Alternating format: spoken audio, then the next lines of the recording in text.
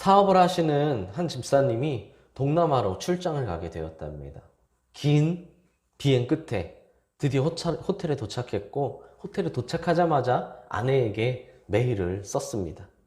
그런데 그만 실수로 메일 주소를 잘못 적는 바람에 얼마 전에 세상을 떠나신 목사님의 사모님에게 메일을 보낸 겁니다.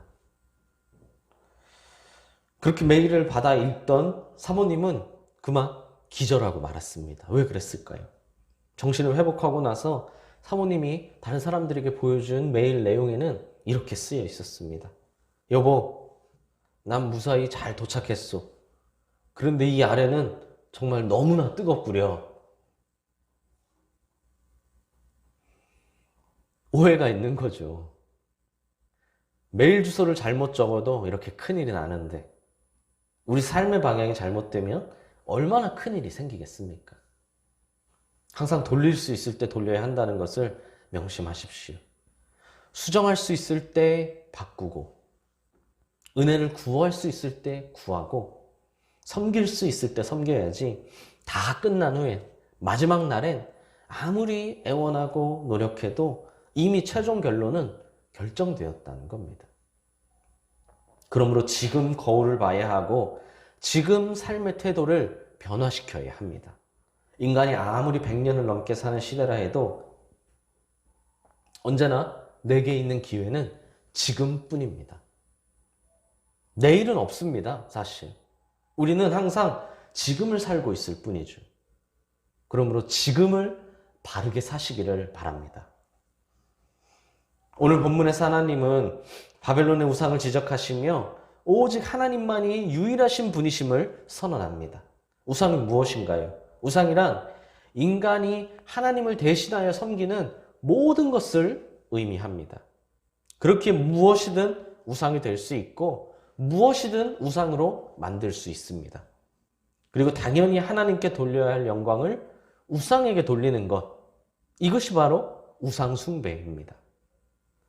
만물은 하나님의 영광을 드러내기 위해 창조되었습니다. 그 중에서도 특히 인간은 하나님의 형상으로 지음받아 그 무엇보다, 그 어떤 것보다 하나님께 가장 큰 영광을 돌려야 할 책임이 있습니다.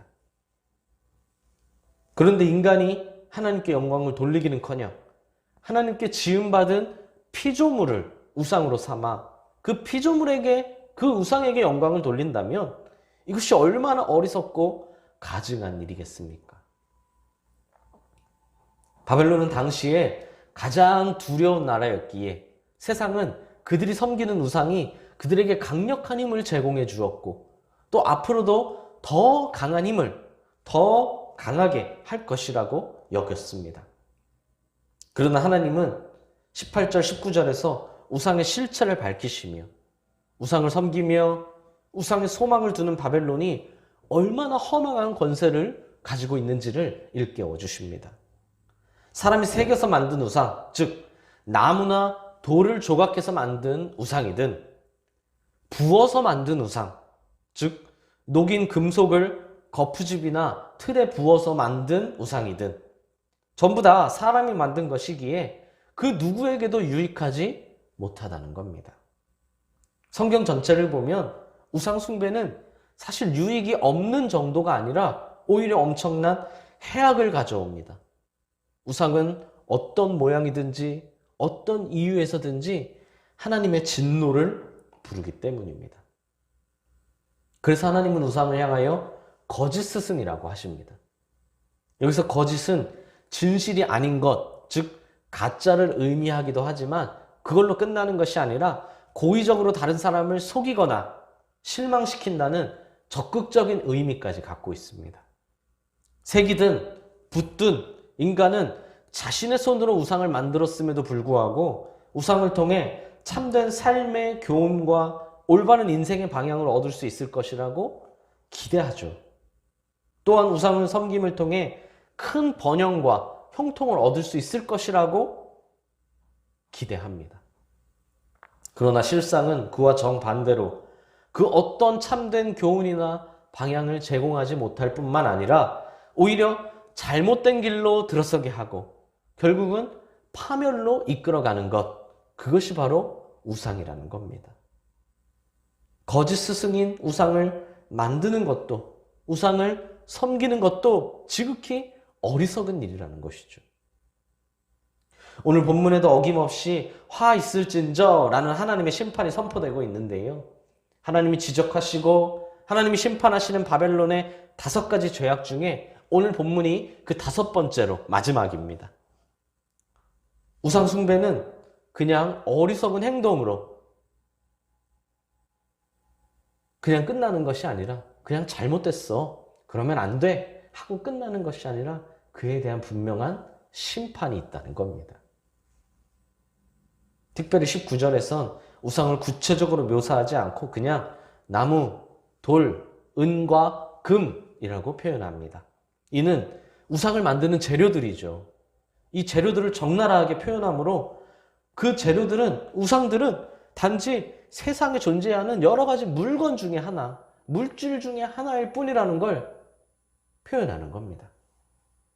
우상 숭배가 얼마나 어리석은 것인지, 얼마나 허망한 것인지를 드러내며 아무리 정교하게, 아무리 그럴듯하게 만들어내도 그저 자연의 일부일 뿐이라는 것이죠. 그냥 우리가 쓰는 책상이나 의자나 볼펜이나 다를 것이 없다는 겁니다. 너무나 당연한 말이지만 어떤 우상이든 결코 인격적인 숭배의 대상이 될 수 없습니다. 하지만 안타깝게도 그럼에도 불구하고 인간은 우상의 헛된 소망과 기대를 품고 살아간다는 겁니다.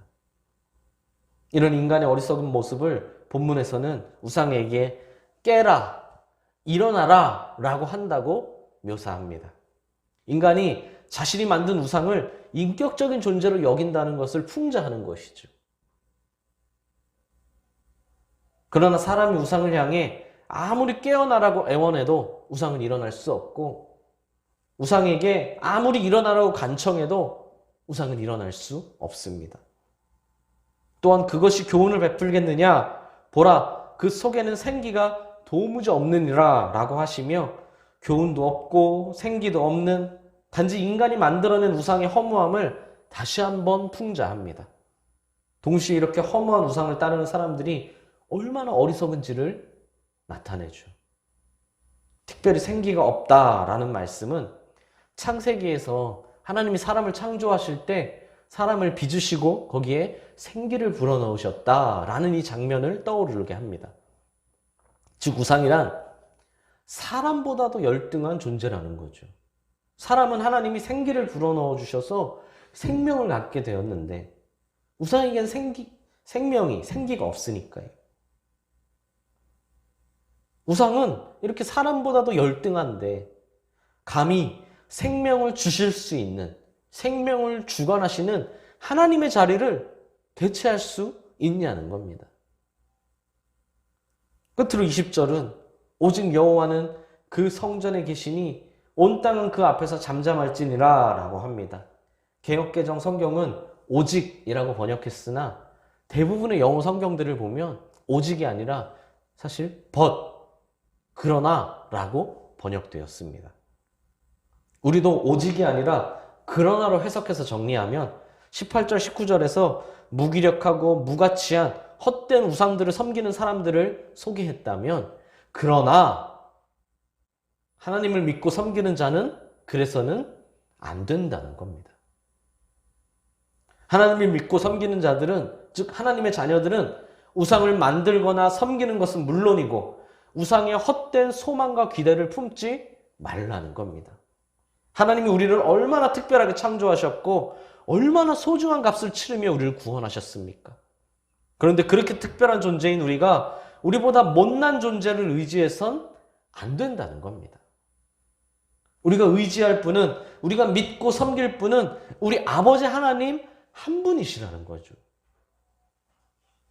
하나님은 언제나 성전에 계신다는 사실을 절대 잊지 마시길 바랍니다. 이는 1차적으로는 예루살렘 성전을 의미하고 오늘날로 따지면 교회를 의미한다고도 할 수 있습니다. 하지만 궁극적으로는 하늘에 있는 성전, 즉 하늘나라의 보좌를 의미합니다. 물론 하나님은 이 땅에 있는 성전에 임하시겠다라고 말씀하셨지만 이 땅에 있는 성전은 하늘에 있는 하나님의 성전을 상징하는 것이죠. 하나님은 성전, 즉 하늘 보좌에서 온 땅을 다스리고 계십니다. 절대 주권자인 하나님이 통치하시니 온 땅은 그 앞에서 잠잠하라는 겁니다. 그러니 우상숭배가 얼마나 어리석은 것입니까? 그러나 사실 20절은 그런데 20절은 우상숭배를 넘어 좀 더 깊은 의미를 담고 있습니다. 하나님이 지적하시는 5번째 죄악 혹은 5가지 죄악 전체의 결론이기도 하지만 동시에 하나님의 전체 응답의 결론을 맺고 있기 때문입니다. 무슨 말이냐면 오래돼서 잠시 잊으셨을 수도 있지만 하박국서는 하박국 선지자가 하나님께 질문을 하며 시작되었습니다. 첫 번째 질문에는 1장 5절에서 11절까지 답변하셨고 두 번째 질문엔 2장 1절에서 20절로 답변하셨죠. 그중 20절은 하박국의 두 번째 질문에 대한 하나님의 최종적인 답변이라는 겁니다. 하박국의 질문이 뭐였나요? 하박국의 두 번째 질문이 뭐였죠? 하나님의 뜻이, 하나님의 계획이 옳지 않다는 겁니다. 하나님이 그래서는 안 된다는 것이죠. 공의로우신 하나님이, 정의로우신 하나님이, 선하신 하나님이 그렇게 해서는 안 된다는 겁니다. 우린 이 질문을 통해 무엇을 명심해야 한다고 했습니까? 하나님의 뜻은 항상 선하다라는 것을 명심해야 한다고 했었죠. 그 결론은 제 생각이 아니라 하나님의 말씀, 하나님의 뜻입니다. 하나님은 20절에서도 이렇게 말씀하십니다. 우리가 살고 있는 이 땅, 이 세상에는 모순되고 죄악된 일들이 난무하지만 신실한 하나님의 백성은 오직 하나님을 경외하는 삶을 소망하고 붙잡고 살아야 한다는 겁니다. 이는 하박국의 두 번째 질문에 대한 하나님의 답변인 동시에 또한 하박국서 전체의 주제라고도 할 수 있습니다. 하나님은 하박국을 비롯한 의인들에게 오직 하나님만을 경외하는 삶을 살라고 말씀하시는 겁니다. 그렇다면 하나님의 자녀인 우린 하나님의 요구에 철저히 순종해야 할 책임이 있죠. 순종해야 한다는 겁니다.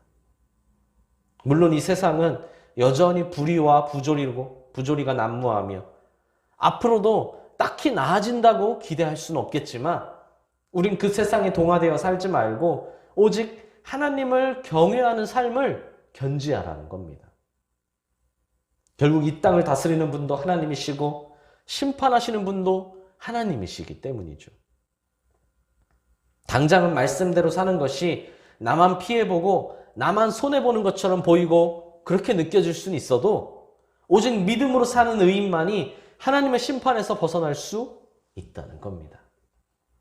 삶의 진정한 기쁨과 구원의 축복을 맛보고 누릴 수 있다는 것이죠. 사랑하는 수원동인교회 성도 여러분, 오늘 우선 첫 번째로 우상의 본질에 관하여 좀 정리하면 우상 숭배의 문제는 절대 바벨론만의 문제가 아닙니다. 동서고금을 막론하고 모든 사람들 사이에서 모든 세대에 걸쳐 자행된 일이죠. 대체 인간은 왜 이렇게 우상을 만들어낼까요? 누가 시키지 않아도, 누가 알려주지 않아도 우상은 잘만 만들어냅니다. 왜 그럴까요? 결국 욕심 때문입니다. 욕심으로 말미암아 영혼의 눈이 멀고 욕심으로 말미암아 우상을 하나님 자리에 대체합니다. 결국 우상 숭배란 근본적으로 생각하면 우상을 위하는 것이 아니라 우상을 섬기는 자신의 탐욕을 채우기 위한 것이죠. 즉 우상은 결국 자기 자신을 위한 것이라는 겁니다. 10계명의 2계명을 보십시오. 2계명이 정확히 뭐라고 하고 있습니까? 너를 위하여 새긴 우상을 만들지 말라라고 합니다. 너를 위하여 새긴 우상. 사실은 이 우상은 그 우상 자체를 위한 것이 아니라 우상을 섬기는 나를 위한 것이라는 거죠. 우상뿐이겠습니까? 하나님을 믿는 것도 마찬가지입니다. 나를 위해 하나님을 믿어서는 안 됩니다. 그런데 하나님을 믿는다고 하면서 나 자신을 위해 하나님을 믿으니 자꾸 손해라는 생각이 드는 겁니다. 내 몸과 마음인데 하나님께 드리자니 아깝고, 내 시간이고 내 물질인데 하나님께 드리자니 아까운 겁니다. 내 몸을 드렸으니 마음까지 드려야 돼? 내 시간을 드렸으니 아니 내 물질까지 드려야 돼? 라는 생각이 드는 거죠. 왜냐하면 결국은 하나님도 나를 위해서 믿는 것인데, 내 것은 지금 당장 나를 위해서만 써도 부족한데 하나님께 드리라니 드릴 수가 없는 겁니다. 그러나 우리는 하나님께 영광 돌리는 사람임을 기억해야 합니다. 나를 위해 믿는 것이 아니죠. 나를 위해 믿으면 안 됩니다. 좋은 대학과 좋은 회사에 들어가기 위해, 좋은 배우자와 좋은 자녀를 만나기 위해 믿는 것이 아니죠. 내 인생이 쫙쫙 펴지고 내 통장이 두둑히 채워지기 위해 믿는 것이 아니라는 겁니다. 우상의 본질은 욕심이라는 것을 명심하십시오. 그러니 교회 안에서도 하나님을 섬긴다고 하지만 실은 우상 숭배자일 수가 있는 겁니다. 하나님을 나를 채워줄 대상으로 섬기는 것, 그것이 곧 우상 숭배이기 때문이죠. 하나님, 제가 이만큼 했으니 저도 이만큼 채워줘야죠. 하나님, 제가 이만큼 했으니 이만큼은 채움받아야죠. 우상이라는 겁니다. 그렇다고 우상을 통해 자신의 욕심을 채울 수 있습니까? 절대 아닙니다. 결코 채우지 못합니다. 얻는 것이 없는 것은 물론이고 오히려 허무하고 더 나아가 하나님의 심판을 초래하게 될 뿐입니다. 그러니 하나님을 섬기더라도 잘 섬겨야 합니다. 하나님의 영광을 위해 살고 하나님 영광을 위해 드리고 하나님 영광을 위해 섬겨야 합니다. 잘 섬기십시오. 잘 믿으십시오. 열심히 봉사하고 섬긴 것을 헛되게 만들지 마십시오. 오직 주의 영광을 위해 사는 우리 모두가 되시기를 소망합니다. 두 번째로 하박국의 질문에 대한 하나님의 최종적인 답변을 정리하면 인간은 하나님의 주권적인 통치에 대하여 인정하고 순종해야 합니다. 물론 쉬운 일은 아니죠. 우리 인생은 헤아릴 수 없을 만큼 많은 문제가 있기 때문입니다.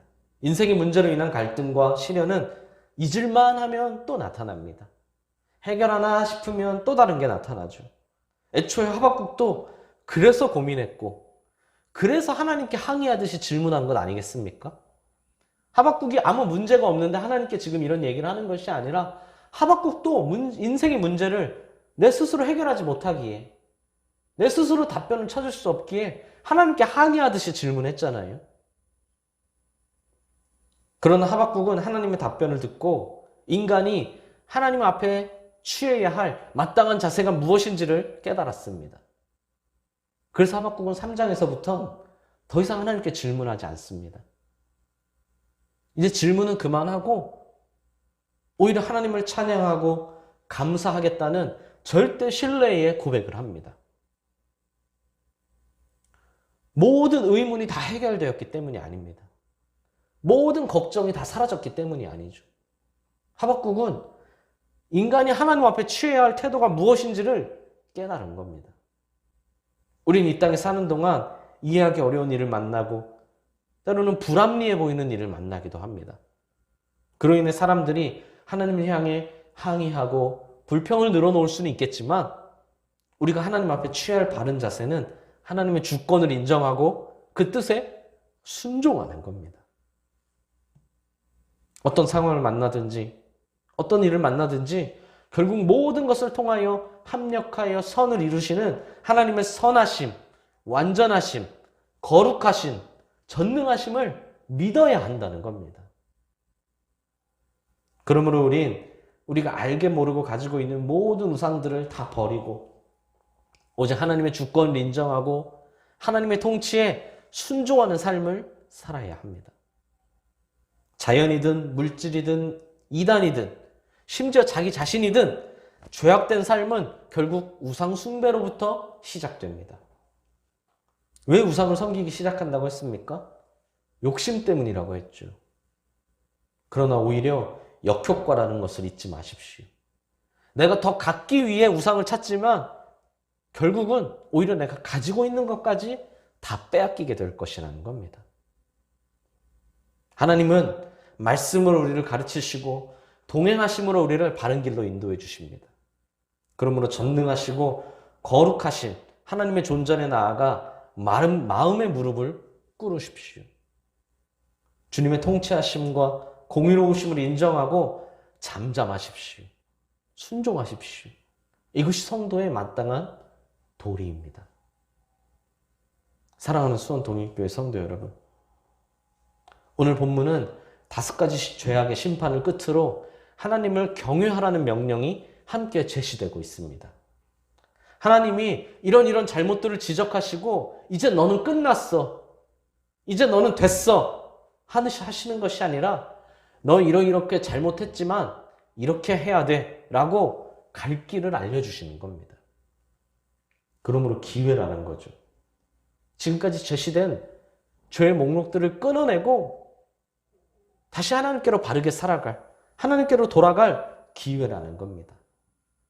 우리 요시야 왕이 성전을 보수하기로 결정하고 율법책을 발견하지 않습니까? 그 율법책을 발견한 뒤에 자신의 죄악을 깨닫고 더욱 하나님의 뜻에 순종하기로 했던 것처럼 말입니다. 우린 지금 코로나로 참 힘든 시간을 보내고 있습니다. 모든 계획들이 다 틀어지고 다 망가졌습니다. 억울한 일도 있었고 견디기 벅찬 일도 있었고 아직도 여전히 앞이 뚜렷하게 보이지 않습니다. 그러나 그럴수록 더욱 하나님께 나아가야 한다는 것을 잊지 마십시오. 바르게 가는 것은 어렵습니다. 반면 바르게 가는 것을 포기하면 참 쉽고 편합니다. 하지만 한 번 포기하면 다시 바르게 가는 것은 훨씬 더 어렵습니다. 지금 당장은 내려놨다가 나중에 다시 하면 되지, 뭐 잠깐 좀 쉬면 되지, 나중에 돌아가면 되지 라고 생각하죠. 당장은 그게 가장 편한 길이니까요. 그러나 인생은 뜻대로 되지 않습니다. 바른 길을 놓아버리는 순간, 편한 길을 걷는 순간 더 편한 것을 찾게 되지 다시 이전으로 돌아갈 수 불가능하다시피 하다는 겁니다. 그러므로 어렵고 힘들더라도 포기하지 말고 지금 바르게 가야 합니다. 이것이 끝까지 성공하는, 끝까지 승리하는 유일한 방법입니다. 기회는 영원히 있는 것이 아니라고 했습니다. 아까 처음에 말했지 않습니까? 수정할 수 있을 때 바꾸고 은혜를 구할 수 있을 때 구하고 섬길 수 있을 때 섬기라고 했습니다. 다 끝난 후엔 마지막 날엔 아무리 애원하고 노력해도 이미 최종 결론은 결정되었다는 거죠. 그러므로 이전에 징계를 받았었다면 혹은 지금 징계를 받고 있다면 오히려 감사해야 합니다. 우리는 징계보다 무서운 것이 하나님의 침묵이라는 것을 알고 있기 때문이죠. 이사야 59장 1절에서 2절을 보면 여호와의 손이 짧아 구원하지 못하심도 아니요 귀가 둔하여 듣지 못하심도 아니라 오직 너희 죄악이 너희와 너희 하나님 사이를 갈라놓았고 너희 죄가 그의 얼굴을 가리어서 라고 합니다. 이 본문은 아주 어려운 상황에 놓인 유다가 하나님께 구원을 간구했지만 하나님이 침묵하셨던 이유를 말합니다. 유다가 하나님을 부르짖으며 간구했지만 하나님이 침묵하셨다는 거예요. 그럼 하나님은 왜 마치 아무것도 듣지 못하신 것처럼 침묵하셨을까요? 그 이유가 무엇입니까? 바로 죄 때문이라는 겁니다. 죄를 끊어내지 않으면, 철저히 회개하고 돌아서지 않으면 결국 하나님의 침묵을 초래하게 됩니다. 하나님의 침묵은 가장 무서운 벌입니다. 어떤 도움도 받을 수 없으며 결국 비참한 결말을 맞을 수밖에 없습니다. 그러므로 우린 항상 죄를 멀리하고 어떤 죄라도 단호하고 신속하게 끊어내야 합니다. 하나님은 죄와 구별하여 사는 삶에 복과 은혜를 채워주십니다. 아멘이신가요? 하나님의 응답이 있다면 설령 그것이 징계일지라도 복이라는 것을 알아야 한다는 겁니다. 하나님이 나의 죄를 지적하신 이유는 단지 혼내고 책망하고 버리기 위해서가 아니기 때문이죠. 그렇다면 지금 결단하시길 바랍니다. 지금 순종하십시오. 하나님의 자녀인 우리에겐 하나님의 뜻에 철저히 순종해야 할 의무와 책임이 있습니다. 하나님을 경외하는 삶을 사십시오. 하나님을 소망하시고 하나님을 붙잡으십시오. 하나님께 인정받는 의인의 삶에 진정한 기쁨과 구원의 축복이 넘치게 될 줄 믿습니다. 이 복의 주인공이 우리 수원 동행교회가 될 줄 믿습니다. 우리 한 사람 한 사람이 우리 모인 우리 수원 동행교회 모두가 하나님께 인정받는 의인이 되기를, 순종함으로 하나님의 의인, 하나님의 자녀가 되시기를 주님의 이름으로 간절히 소망합니다.